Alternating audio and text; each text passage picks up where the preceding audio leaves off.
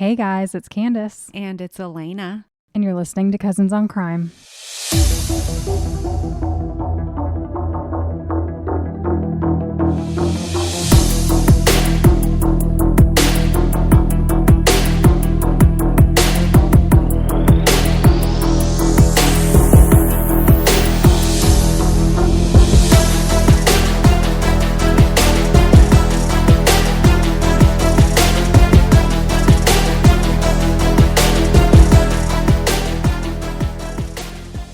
I almost said, hey guys, it's me. It's what? me. It's me. You who? Like, don't you know who I am? I don't know. People say we sound alike. So, Yeah, that's true. yeah, they wouldn't. Wait, are you Candace? Are you Elena? Who are you? Guess who it is. How are you? I'm good. I just took a picture of Hank for everybody. I'm Mhm. going to post it on our social medias. And yeah, he is in full, what is it? Army fatigues. There you go. I knew it was a word that shouldn't be associated with clothing, like why is it like fatigue? fatigues. Like but- you shouldn't be fatigued if you're in the army. Okay. Why do they call it that? You know what? It's not something I need to know. I'm just going to move on. Somebody might need to know. You know, it, though. Daniel, if he was here, he would be Googling right now. I'm not that person. Yeah. I'm just like, I just looked at my iPad and I'm like, do I? You see, if Daniel was here, he'd be Googling and y'all would have like another 5-minute conversation about it. Yeah. And absolutely. I'd be like, can we do something else? Can we get on with the show? Let's get on with it. Me and Lena are tailgating right now, by the way. Mhm. Oh, how are you doing? How was your, wait, it's not Monday. I No. almost said, how was your Monday? It's the Mondayest Tuesday ever. Tuesday is Monday's ugly stepsister. Okay? Okay, so Nobody wants her. I will tell you, I'm trying to stay positive. Mm-hmm. Our Aren't we all? Yeah, our dryer will not dry. Stop. It's like not getting hot, so it's got to be we cleaned out the lint and all that from the duct and all that, but it's still not getting hot. And so I'm sure it's the heating element. Mm-hmm. So we ordered that. And, I'm just going to say that's one thing I like about being an adult is just figuring things out. And You're like, you know what? It's the heating element. and I'm going to change it myself. Well, Chris is going to do it, but we're going to do it together and we're going to learn. I was just thinking before I came over here, I can't believe y'all fixed your air conditioning by yourself. Yeah. It's like, That was the last time you were here. Yeah. Oh. The last time I was here, the air conditioning was on the fritz. Yeah. And Chris was like, yeah, I think it's this compressor TX1W542. I'm going to go get that part. That's how he talks. And it was fixed before you left. And then suddenly the air cameth. And it was amazing. Yeah. I was just thinking about you resourceful bunch over here. We're trying, okay? I mean, We're you got trying. to, Mm-hmm. you know? Yeah. We're all just trying to make it out here. Yeah. We've been in this house for 15 years. So, I mean, Mm-hmm. homeowner stuff. See, that's not what I would have done. I would have bought a new dryer. Well, and I thought about it, but I was like, you know what? No, I'm going to be an adult and I'm going to figure this out. So there you go. Yeah. We used to have, what's that service? Like it's like Home Shield, American Home Shield. We used to have that. And it was nice because, they send out a text. Yeah, they send out somebody. It was like $75 for them to come fix whatever it was. But most of the time it was like, yeah, it's the motherboard. And we don't cover that. Yeah. Yeah, you need a new one. And we don't do stuff like that. So I paid you $75 Right. to tell me to go buy another. Exactly. But yeah, it's cool when you can figure it out. I have a tech guy at my house, so Mhm. he figures out my stuff. He's pretty smart, I'd say. Yeah, he's... Trash can. Oh, okay. Thought that was a bomb. Jeez, I'm very skittish these days. Like Really? planes coming out of the sky. Planes, trains, Planes, trains. automobiles. Seriously. had a dream about a plane crash the other day. Okay, let's not talk about this because if people are afraid of flying, like. That could have been from your previous episode. You're right. Could have been.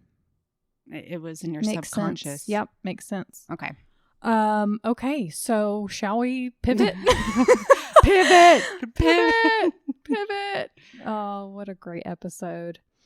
All right. Well, let's just, the case I have for you today is an interesting one because not everything is what it seems. In fact, we don't see cases that play out like this very often because nothing in this case is what it seems. Oh, are you hooked? I'm like, are you on the edge of your seat?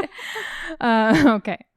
So on the morning of June 7th, 2004, Alonza Dennis woke up and he went to greet his 2-year-old son. The baby's mother, 22-year-old Tyshika Askins, Alonza's ex-girlfriend, was supposed to come pick up their son the night before. I think. We'll get into that. Oh, okay. But she never came by to get him. He tried to reach her on the phone, but she didn't answer his multiple calls in the hours that he had been trying to get a hold of her. So he called her best friend, Danielle, to see if maybe she was over there. And she wasn't. He's like, well, maybe she's overslept. So he gets the baby packed up, gets in his car. As he pulled into Tyshika's apartment complex, he saw her car there. He thought it was odd because their son was her whole entire universe. I mean, it wouldn't have been like her to just not pick him up and not call. Yeah. So by now, it was 1 PM, and he had approached the door to knock. Teresa Slacum, Tyshika's neighbor, took notice that he was there.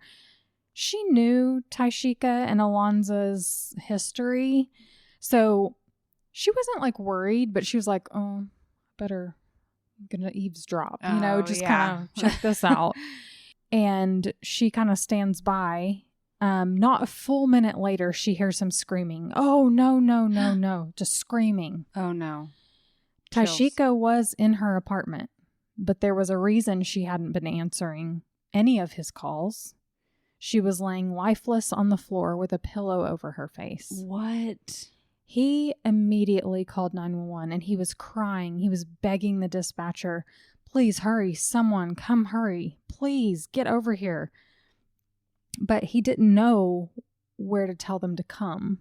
Oh. Like, he knew how to get there, but he didn't have an address. You know when you know how to get someplace, but you don't know the address? Sure. And he didn't even know the name of the apartment complex. Oh, no. Yeah. So, they're like, where are we going? And he's like, what's this place called? He's like shouting out to people who are starting to gather now. Figure out what the chaos is. Exactly.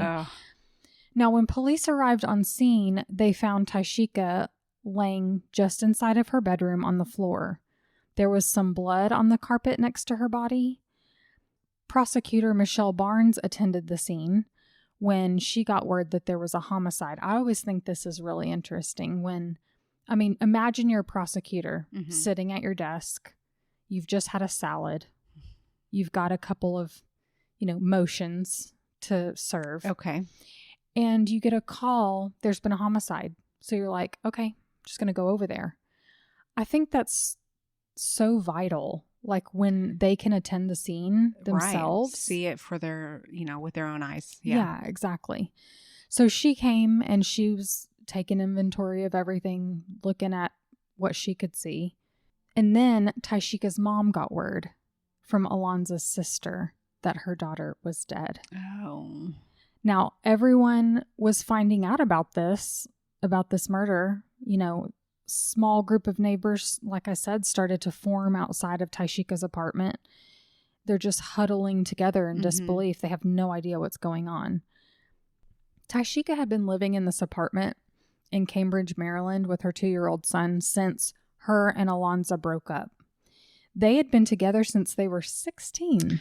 Oh, wow. A long history. Yeah. So her mom, Diane Green, told the host of True Conviction, Anna-Siga Nicolazzi, that Alonza really became part of their family once they started dating. I mean, they were so young. You think about when you're young and you have a boyfriend and he's just like always over and having dinner because that's really all y'all can do. Right. You can't go in each other's rooms, so you have to have dinner with everybody, and your family just gets to know them. Right. That's how it should be. Yeah, and she said he was just like a son to her. At 20 years old, Tyshika found out she was up the duff, as they say in England. She was pregnant while studying to become a nurse's aide. She wasn't going to let that stop her, though. Are you kidding me? Good for her. She wanted a career in the nursing field. She was really excited, which was what she wanted to do since she was a teenager. And she thought, why can't I have both? Yeah. Why can't I get an education and have a family? She had goals. That's awesome. And she was raised by a single mother who did it all on her own. So she was like, she did it. I can do it. I've seen it done in worse circumstances, so I can do it. I love it. I know. So Tyshika and Alonza moved in together while she was working and finishing her schooling.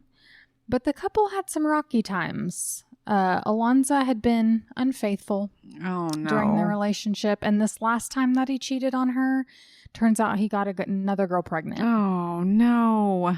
Not one of those. Yeah.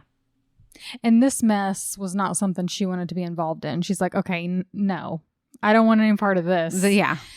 So she was a good mama. She didn't punish her son for the sins of his father. So she and Alonza remained cordial. They came to an agreement. He got the baby every other weekend. And that schedule was working out for them. And things seemed to be pretty good for the ex-lovers. So who would have done this to her? I mean, she got along with her ex, and her family certainly didn't have any clue as to any enemies she may have had. Tyshika had been beaten and strangled with that pillow over her face. Someone didn't want to see what they had done. Yeah, that seems a little personal. Yeah, and with no signs of a break-in, and given the manner in which she was murdered, police believed this was somebody she knew. Oh, no. Yeah, very intimate murder. Mm-hmm. So let's talk about this scene. The apartment overall was pretty tidy, but her bedroom was in complete disarray. Items that were on the dresser had now been scattered all over the floor. Her curtains were ripped off the walls.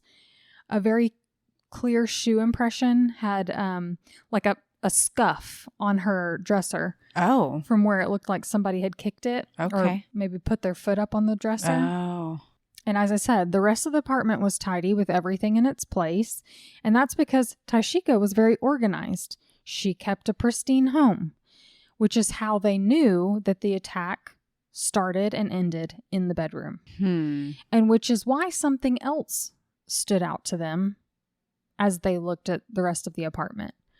Her kitchen was spotless. All the countertops had been wiped down. There were no dishes in the sink, and there was a dishcloth neatly hanging over the kitchen faucet to dry. Oh, okay. Next to the sink, however, was a Tropicana orange juice carton that had been left sitting out with the lid on the floor. Oh, she would not have done that. No. Her best friend Danielle positively cringed and was like, Tyshika would never. She would never leave that out. She wouldn't even drink from the carton. No. So where's the glass that she would have used and all that? Exactly. So investigators knew that this was a very important piece of evidence because she's not the one who left that out. She's not the one who last drank from it. This is thinking outside the box, guys. Right. And this is the nail in the coffin for whoever did this to her. So investigators knew that Tyshika and her mom went shopping the day before her murder so she could buy her mom a cell phone. Isn't that cute? It was her mom's birthday. She didn't have a cell phone. This is 2004. Yeah. I got my cell phone when I was in 2003 and I thought I was some hot stuff. Oh, yeah. Like a Nokia, one of those little tiny. But leave it to the parents to be 1 year later, you know. After shopping, Tyshika went over to her friend Danielle's house, her best friend in the whole wide world, and hung out for a bit. They just watched TV, lazed around, you know, what you do at your best friend's house. You do nothing. Yeah. You just hang around, watch TV. And so Tyshika was like, you know what? I'm going to go home. I'm going to grab some Chinese food and just chill before I go pick up my baby boy. Mm-hmm. The way both Danielle and Alonzo explain it, it kind of sounded to me like Tyshika was going to pick up the baby late that night. Oh. So this is why I said I'm not sure if she was picking up the baby that night. Okay. Or the next morning. Okay. But either way, she was going to go back to her apartment, eat her Chinese food, and then go get her son, whether that was really late that night or the next morning. I even heard in an interview that Alonza said she was meant to come about 12:30. But again, 12:30 at night or 12:30 the next day? Well, it's like, I don't know. I mean, you would think 12:30 in the afternoon, not at midnight. Well, you would think, but the way they made it sound was like she was going to go eat and grab her son and then go home. Yeah. I would assume if he's showing up at her apartment at, you said, like 1 in the afternoon, that she was supposed to be there. Yeah, it makes total sense. Like, and it makes sense that she would have one more night to herself. Yeah. And then go get the child. The coroner estimated her time of death somewhere between that night and the wee hours of the following morning. So whenever she was going to pick him up doesn't help us here. Right. Do you see what I mean? Right. That's why I'm always all about the details. I want to know everything because it could help, but in this case it doesn't. Well, and also just a little side note, if she's supposed to be there at 12:30 in the afternoon and he's going to her apartment at 1:00 in the afternoon, like what alarmed him that she wasn't there picking up within 30 minutes to an hour? That's what it makes me think she was going that night. Because she told Danielle, I'm going to go get Chinese food, go pick him up. And so it was like, and she left Danielle's at like 10:30 that night. So okay. I don't know if it was normal for them to exchange the baby. Maybe he was asleep and it was easier to do it like while he's asleep. I don't know. Whatever works for you guys. True. Okay? Yeah. But anyhow, at the top of the investigators' suspect list, care to take a guess, Lena? Alonza. It was her ex, Alonza.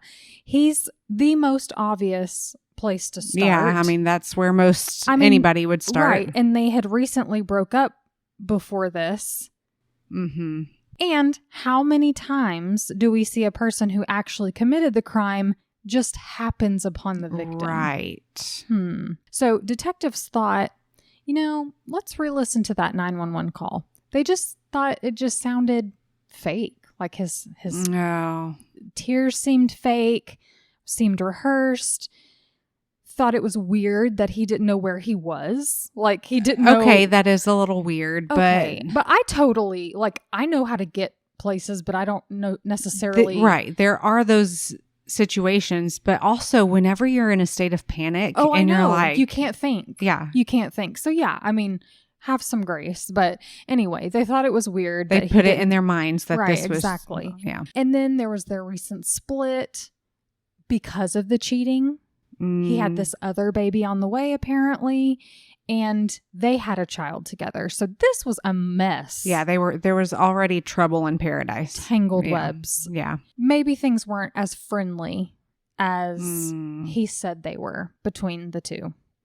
Well, they brought Alonza in for questioning. While they're talking to him, he seemed very upset. I mean, he would turn it off at times, though, almost like he was trying to cry and trying to keep crying, but then he would just kind of relax and speak normally. Okay. He told investigators that Tyshika was supposed to pick up their son. When she didn't arrive, he got worried. Mm-hmm. Again, it's unclear from our research whether she was supposed to pick him up the night or the morning or the afternoon. Okay. Either way, she never showed up. And he was worried. So you're right, Lena. It was probably some period of time. Yeah, I don't think 30 minutes late would send him into a frenzy like that.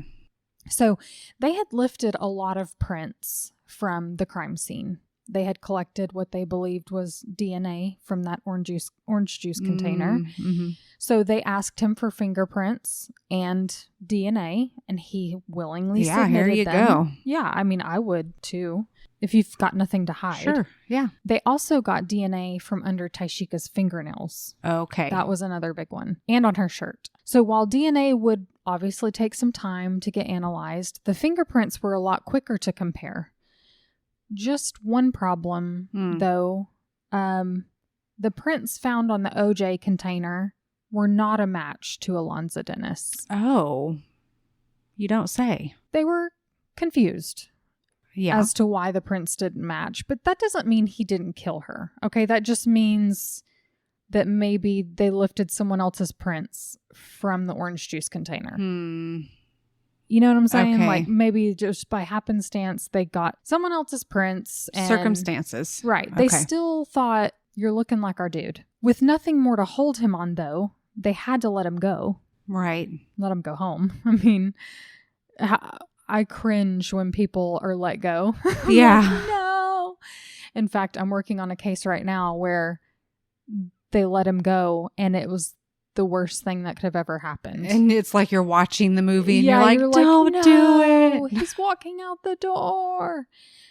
But what else can they do? Yeah. They can't just make up charges. They can't make up evidence. Well, it depends who you are. Some people do make up charges. So when they're doing their investigation, trying to figure out what happened to Tyshika, they're canvassing her neighbors. One of the neighbors said that they saw a tan or beige car in the apartment complex that night, where they believed the woman standing next to the car was Tyshika and she was talking to a male. They couldn't identify the person. And then another neighbor said in another interview that she heard hollering around the same time that this other person put Tyshika in the parking lot next to the car. Okay. So they're starting to put things together. Now they're looking for a tan car. While police were chasing leads, they get a phone call from Alonza's sister saying that she just found a very frightening note in the baby's diaper bag. Oh, what? It read, "Dear bitch, you are going to get it. You're dumb ass. I'm going to take everything you have. When I see, I going to whip your ass for f***ing with my girl. Oh. You will die. This I promise. Not just a threat. You stupid bitch." Stupid is spelled STUPIED. Okay. "You will get yours. Your friend, Q. Q. P.S. I will f*** you up, pretty bitch." Okay. With 4 exclamations. Wow. It was alarming for sure. But police sent the letter off for analysis to see if if they could lift any prints. I mean, it was just a note.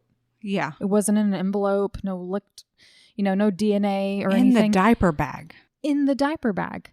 They couldn't find any prints. There was nothing. I mean, it was clean. Alonza's sister didn't know any person named Q. Alonza didn't know anybody named Q. And Tyshika's family couldn't think of anybody named Q. They interviewed lots of people with the name Q, and there was just no connection. So they confronted Alonza's sister and said, "You've had this child in your care since Tyshika was murdered," which at this point had been like 4 days or something. Okay. And they're like, "Yet you're just finding this note. Like, you expect us to believe that you've been in and out of this diaper bag, getting diapers, bottles, whatever, changing the baby, clothes and everything, and you're just seeing a note that was in there this whole time?"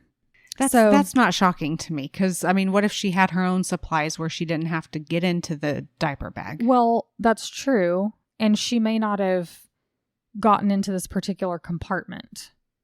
Right. This pocket. Okay. There's like 7,000 pockets in a diaper bag. Thank you for that, by the way.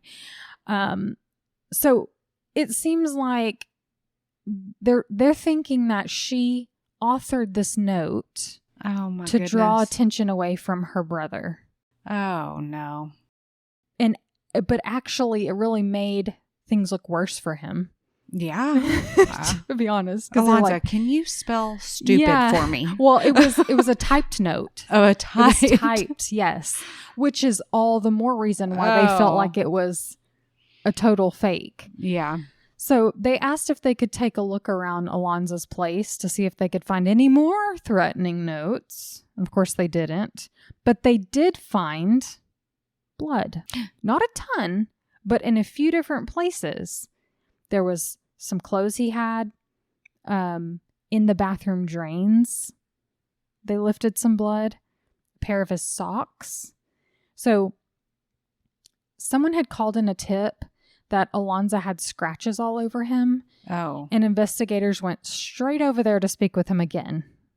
Oh, man. Yeah. And so he had this really deep cut on his knuckles. He had scratches all over his arms, on his torso, on his back. Oh, this is not looking good. Right.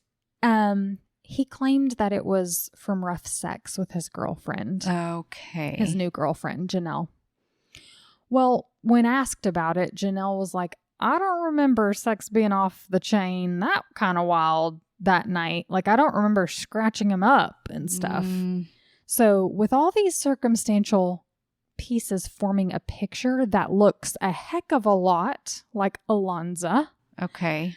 They just needed a few more bits to slap some bracelets on this guy. Mm-hmm. And after questioning those closest to Alonza, they'd get exactly what they needed. Oh, really? So after speaking to Janelle, Alonza's new boo, she said they went to sleep together, and when she woke up the next morning about 4:00 in the morning, he was still there. But because she was asleep all night, she couldn't be sure that he didn't leave at some point. So they brought Alonza in for questioning a third time, and they gave him a polygraph, which he willingly participated in. Okay. He failed miserably. Really? Yeah. Which, I mean, polygraph. I know. It's a polygraph. You know, it's a polygraph. Polly want a cracker. I don't know. So, right. Like polygraph. But the purpose of it is to gauge the individual. Are we on the right track here? Mm-hmm. What are they showing deception about? And then that can inform your questioning moving forward. Okay. And so when they see that he's lying to them, they're like, just tell us what you were up to that night. Like, be straight. He first said that he was with Janelle. First, he said he was with her all night. Okay. Then he said, well, okay, so I did switch cars with my cousin to go see another girl. Oh. Uh-oh. Yes.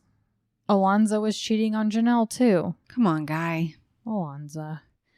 He never mentioned leaving Janelle's house for any amount of time the first time or the second time he was questioned. But now he's failed this polygraph, so he's got to pony up. Mm-hmm. Tell something true.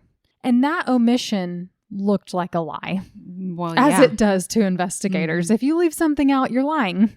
You know, it's that what simple. Else are you lying about? Right. So he did switch cars with his cousin. It's always a cousin, isn't it? It's always a cousin that's going to let you borrow their car so you can go cheat on your girlfriend. They really were cousins on crime. They were cousins on crime. So he did switch cars so he could go to this girl's house. I'm guessing so nobody would see his car at this new girl's house. Maybe it was on a main road. I don't know. Guess what color his cousin's car was, Lena? Beige. Beige or tan. Tannish beige. Beigeish gold. Beigeish beige. Beige. Beige. The same sort of color of car that was spotted at the apartment complex that night, parked right next to Tyshika herself. With that, a grand jury heard all the evidence, circumstantial as it may have been, and thought, you know, they didn't have the DNA results back. Mm-hmm. They were confident they had enough for an indictment. So Alonza Dennis was arrested and charged with first-degree murder. Wow. Tyshika's family was gobsmacked, to say the very least. I mean, they couldn't believe this could be true. And when I say they couldn't believe it, Tyshika's mom didn't believe it, so much so that she would take their son up to see Alonza in prison. Oh, after he was arrested, she would take Tyshika's and his son up there. Bless her heart. To visit him. She could not bear the thought that someone who'd been like her own flesh and blood would have taken her only child. Right. Off or of this his earth. son's mother. Right. His baby's mother. And that just gives you a little bit of insight into Tyshika and her family. They were just pure and loyal. And even though they were getting a barrage of information from the investigators that was looking really bad for him, they just couldn't believe it. Wow. Oh. The DNA results finally came back. Okay. It was not Alonza's DNA. Really? Whoever opened those results must have just dropped the packet, or I don't know. Wanted to throw up. Or just was like, what? I mean, I can't imagine what goes through your head when you're just like, okay, we just need this confirmation. Mm-hmm. This is just sealing the deal. And then it's not a match. And you're like, how? Mm-hmm. Walks like a duck, talks like a duck. But it didn't But it's a horse. Like a... I mean, it didn't match. They had no choice but to drop the charges against him. And I'm impressed. It's sad that I'm impressed that they did the right thing. Right. I mean, we've seen it go the other way. We've seen people double down. Yeah, they're like, no, I'm right, and this is happening. And they will ride that pony all the way to court. Yeah. All the way through a trial. That has happened so many times. So many times. They'll get a hung jury and then they'll go to a second trial. I mean, they get their teeth into something and they can't let go. Mm-hmm. So, not here. Not here. These investigators thought, we got it wrong.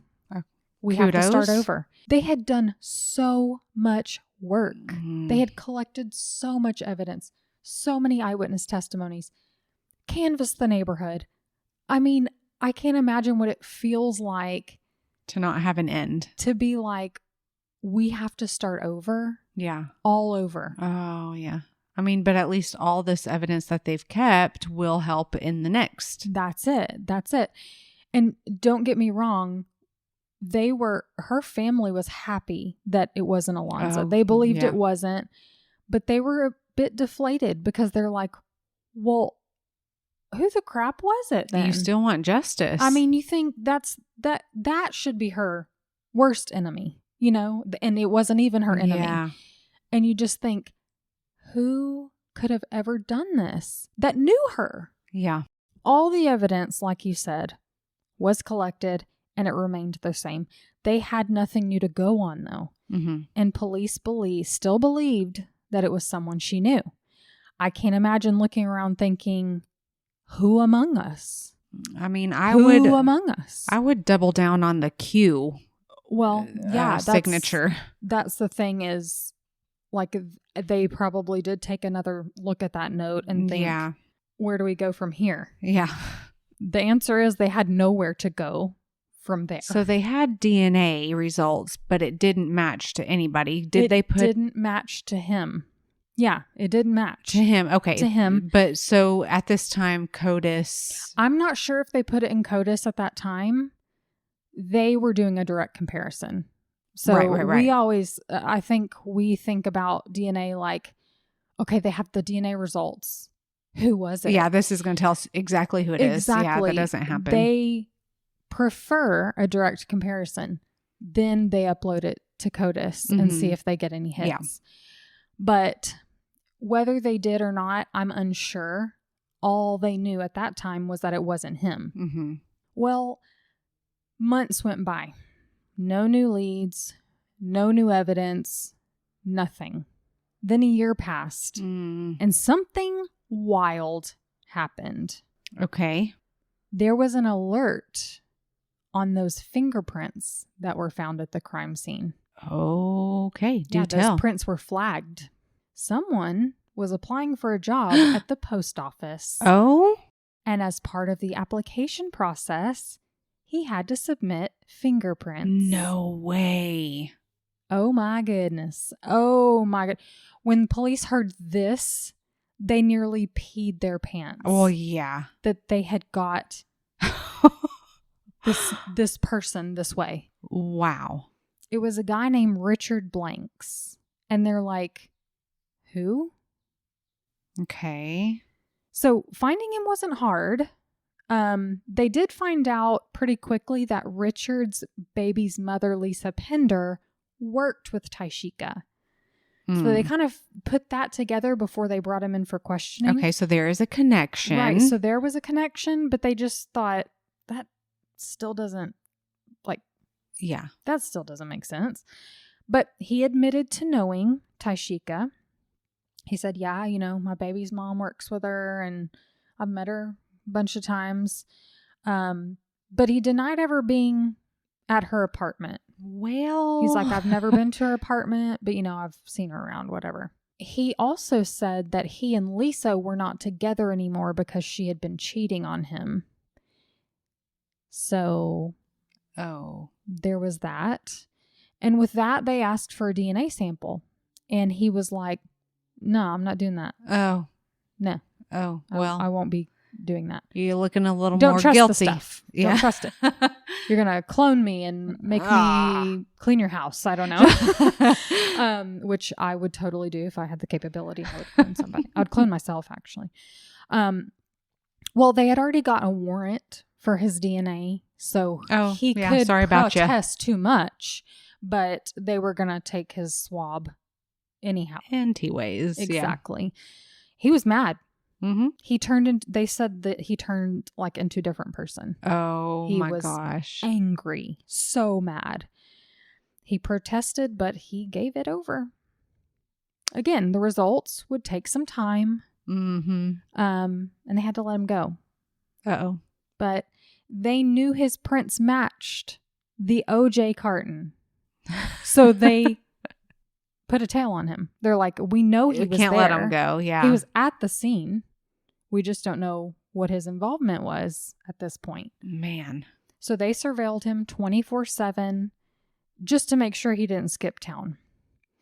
They were sure hoping that Lisa Pender, his ex-girlfriend and mother of his child, would give them something to go on, because it seems like if there is a link there between him and Tyshika, I mean, she's the link. Right. Right? So, but she wouldn't talk. Mm-hmm. She wouldn't talk to police. Not sure if she was advised not to or if she chose not to. Okay. But she was cheating on Richard. That was found out. And her new boyfriend was willing to talk to police. Oh, okay. Yeah, he said Richard was absolutely enraged about Lisa's infidelity and threatened to kill him. Okay. Okay, this guy was married. Oh. Yeah, everybody's cheating on everybody, okay? What is Marilyn doing? So Richard threatened to rape and kill this guy's wife and slit her throat. What? This guy needs to be off the streets. Like, who says something like that? Nobody, unless you're just... That is next level. Yeah, I think he's serious. Yeah, I think he's serious too. Anyway. Whoa. Those were some serious threats, but Lisa and this guy, don't know his name, kept sneaking around. Oh. Yeah. The guy... I would have ran, like... I know. Well, she's tangled in a web with him. She's got a child with him. So this guy, no name, said that he and Lisa were out the night that Tyshika was murdered. And Richard called Lisa over and over and over and over again. I mean, one after the other. She wouldn't answer. He was so angry. He was trying to locate her, see where she was. Shortly after speaking to this guy, the DNA test results were in.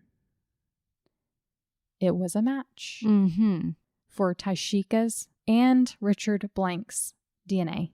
It was a mixture. It was found under her fingernails, the OJ container, and her t-shirt. Yeah, he's not getting away from this one. No. Which, can I just say, he's just strangled someone. Yeah. He's just strangled someone, and he's like, I'm thirsty. And he goes to the refrigerator and takes out orange juice, drinks it, and sits it on the counter and leaves as if he was so unbothered. Unfazed. Just like, it makes you wonder, has he done this before? Right. Well, you should see his mugshot. I'll post it on our Patreon. It's just, ugh. September 27th, 2005, Richard was arrested and charged with first-degree murder. Mm-hmm. Now, at trial, prosecutor Barnes told the jury how Richard wanted to know where Lisa was that night, June 7th, 2004, and who she was with, so much so that he set out to find out on his own. He got in his car. He started driving around from place to place where he thought she might be, including her friend Tyshika's apartment. Okay. When he knocked on the door, Tyshika opened the door and he confronted her. Where is Lisa? She either wouldn't tell him or she didn't know what to tell him. Right. And he became so incensed that she feared for her life and ran back to her bedroom. He followed her back there where he attacked her. Oh, no. For the next 3 to 5 minutes, he strangled her until she was dead. 3 to 5 minutes is how long it takes to strangle someone to death. Plenty of time to stop what you're doing, but he didn't stop. Mm-hmm. The jury heard from Richard's dad, actually, who told the court that his son called him June 7th, 2004, the day of the murder, and asked if he could come stay with him for a little while due to some problems he was having with his girlfriend. Okay. His dad said that Richard showed up at his home a week later with bags of clothes and stayed until Labor Day. Oh, yeah. Wow. That's not the only Mr. Blanks that they heard from that day in court, though, because Richard himself decided to take the stand in his own defense. Goodness. And what a defense it would be. I almost even don't want to repeat some of the stuff that he said. He told the court that he and Tyshika were hooking up. Oh, That's why his prints were at her place. That's why his DNA was on the orange juice. And that's why his DNA was under her fingernails. No. You wish, buddy. Danielle, her best friend, said she wouldn't have looked twice at him. Oh, I bet that made him mad. Prosecutor Barnes couldn't even approach the witness, Mr. Blanks, without gagging. I mean, yeah, because I'm sitting here thinking, oh, that makes me want to throw up. In open court, he's saying these things. That Tyshika was performing sex acts on him that night. No, sir. All this stuff. First of all, there was no evidence of anything sexual, which I thought. Right. Here's what I thought in my pea brain mind. I didn't know. I thought that sexual crimes are more often driven by strangers because we see men killing their wives killing their husbands, and there's not really a sexual component there. We don't hear of it very often. Okay. That's what I was thinking. So I thought the whole time I'm doing this research, it's Alonza. Definitely him. He wouldn't rape her and then kill her. He just wanted to kill her, get her out of the picture, right? Yeah. But that's actually logical. Not true. Mm-hmm. I did some research and it's actually not true. There's no evidence to support that it's mainly strangers involved in these sexual crimes against people. It happens all the time. We just don't hear about it very often. Right. Anyway, I thought that was interesting. But that being said, there was nothing sexual that happened. Him. Right. There was no... I don't know if there was a rape kit performed, but there was no evidence to suggest that there had been a sexual assault. She was clothed, she didn't look like she had been redressed, nothing like that. So yeah, he says they hooked up, messed around, and he left. And that wasn't the first time. Oh, please. That wasn't the first time that they'd done stuff like that. Whatever. And he said, y'all got it right the first time when you arrested Alonza. That was part of his defense.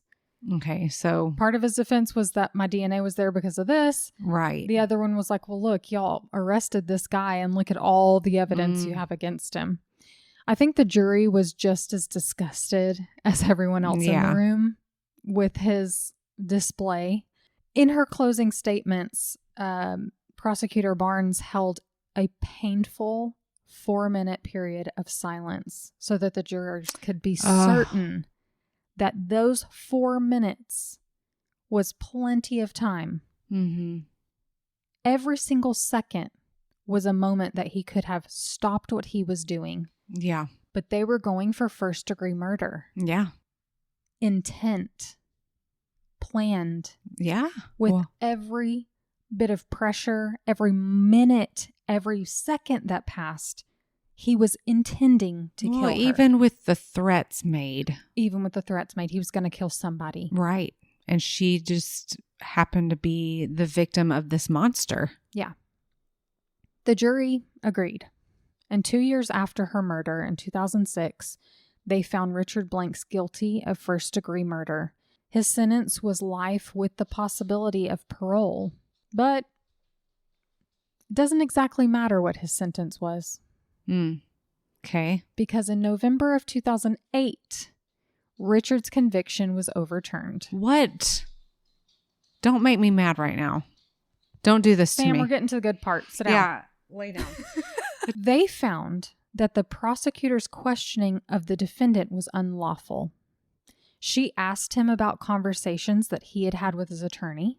Oh, no. And they were saying that she violated his attorney-client privilege by asking him those questions.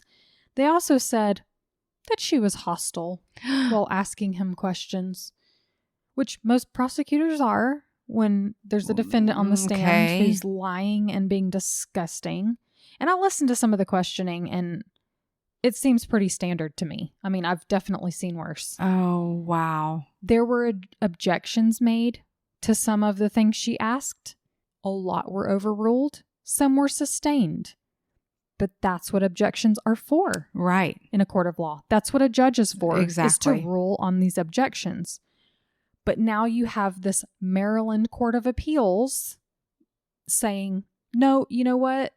Actually, some of those questions were violating his attorney-client privilege. And I just don't. They just overturned his conviction. I just don't like appeals like this where it's just like you can say whatever.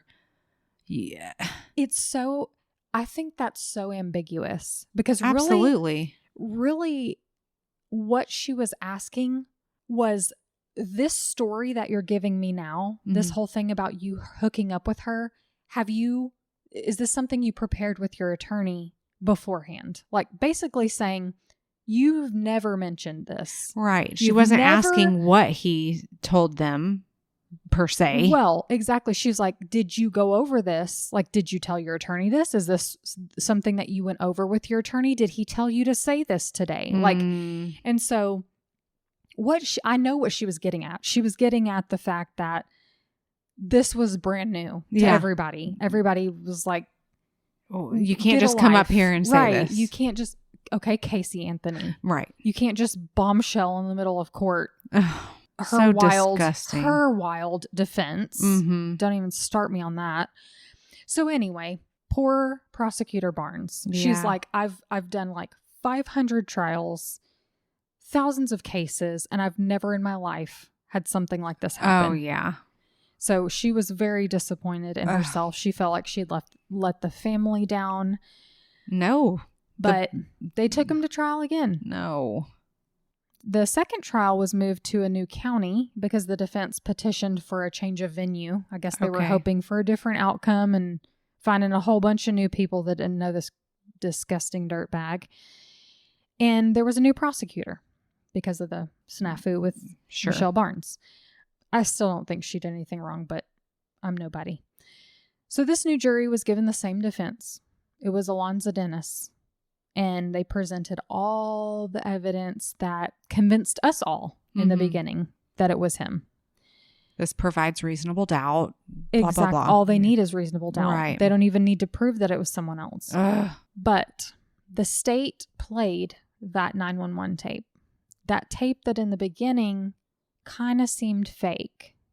But now, in hindsight, they could hear the pain and the devastation in Alonza's voice as he begged for someone to hurry up and get there. No. He said, "It's my baby's mom. Oh, that's Please so sad. hurry up." You could tell that he was pleading for someone to come. He didn't know. I mean, he didn't know to the extent. I don't know if he lifted the pillow and saw her or not. Oh, geez. I don't know. But he was terrified. He was crying. He was in disbelief. They really wanted to humanize Alonza, to take away whatever little bit of doubt that the defense had sewed in there. And what do we say about circumstantial evidence? DNA trumps circumstantial evidence. Circumstantial can be damning. Right. DNA wins. Yeah. What is it? A flush? DNA? The river? I don't know. Poker? I don't know. Anyway, Lena. Ace beats a 2. 2 beats a 3. I mean, a 3 beats a 2. Yeah. Anyway, DNA. So it was the DNA. The DNA convinced this jury again to find Richard Blanks guilty of first-degree murder.